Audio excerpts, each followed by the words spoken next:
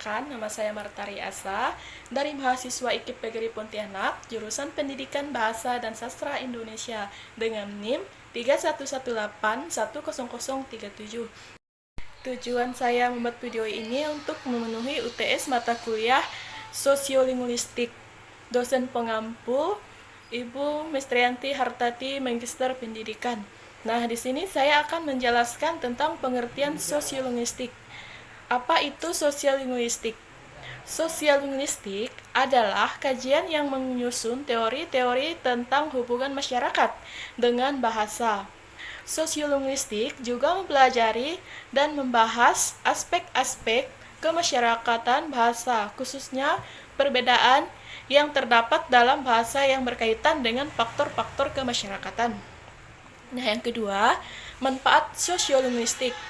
Yang pertama, memberi pengetahuan bagaimana cara menggunakan bahasa atau aspek dari segi sosial tertentu. Yang kedua, bermanfaat dalam berkomunikasi dan berinteraksi. Dan yang ketiga, memberikan pedoman dalam berkomunikasi dalam menunjukkan bahasa, ragam bahasa atau ragam bahasa orang-orang tertentu. Nah, yang ketiga, pandangan sosiolinguistik. Yang pertama, pandangan sosiolinguistik tentang bahasa. Nah, di sini bahasa dilihat sebagai sistem yang terbuka sosiolinguistik, berhubungan dengan pragmatik. Karena sosiolinguistik mengkaji variasi bahasa dan penggunaan bahasa dalam hubungannya dengan perilaku masyarakat atau variasi bahasa dalam hubungannya dengan konteks sosial masyarakat yang mendukungnya. Berbicara mengenai konteks adalah unsur di luar bahasa yang dikaji dalam pragmatik.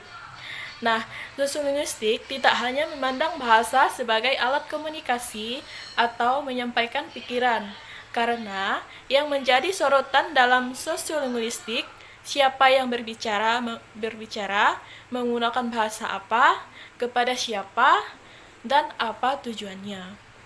Dan fungsi pandangan sosiolinguistik terhadap bahasa dapat dilihat dari sudut pandang penutur, pendengar, topik, kode, dan amanat pembicaraan.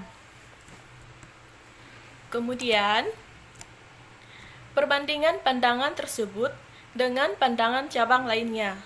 Nah, perubahan dan perkembangan bahasa, baik secara nasional atau bahasa-bahasa etnik, maupun internasional atau bahasa-bahasa ras yang sulit dihindari. Hal tersebut terjadi sebagai akibat alkulturasi budaya, didahului dengan proses perpindahan penutur suatu bahasa ke lingkungan penutur ke bahasa yang lain, sehingga terjadilah dialek-dialek baru, penciptaan kata-kata baru, bahkan sering terjadi perubahan susunan sintaksis. Yang keempat, hubungan sosiolinguistik. Yang pertama, hubungan sosiolinguistik dengan ilmu bahasa lainnya. Nah, kajian mengenai morfologi, struktur kalimat, dan semantik leksikal dalam linguistik dipakai oleh sosiolinguistik untuk mengungkap struktur bahasa yang digunakan oleh tiap-tiap kelompok struktur sosial dengan konteksnya. Dengan demikian, seorang sosiologis tidak dapat mengkaji bahasa dengan tanpa adanya pengetahuan mengenai linguistik murni itu. Yang kedua, hubungan bahasa dengan kelas sosial dan kelompok etnis. Nah, di sini sosiolinguistik adalah studi tentang karakteristik bahasa, karakteristik fungsi-fungsi bahasa, dan karakteristik bahasa terus-menerus berinteraksi dan mengenai perubahan di dalam masyarakat strukturnya. Dengan demikian, dalam sosiolinguistik akan dibicarakan mengenai tentang mengkaji bahasa dalam konteks sosial kebudayaan. Yang kedua, menghubungkan faktor-faktor kebahasaan, ciri-ciri dan ragam bahasa dengan situasi serta faktor-faktor sosial dan budaya. Dan yang ketiga, mengkaji fungsi sosial dan penggunaan bahasa masyarakat. Selanjutnya di sini Masyarakat bahasa.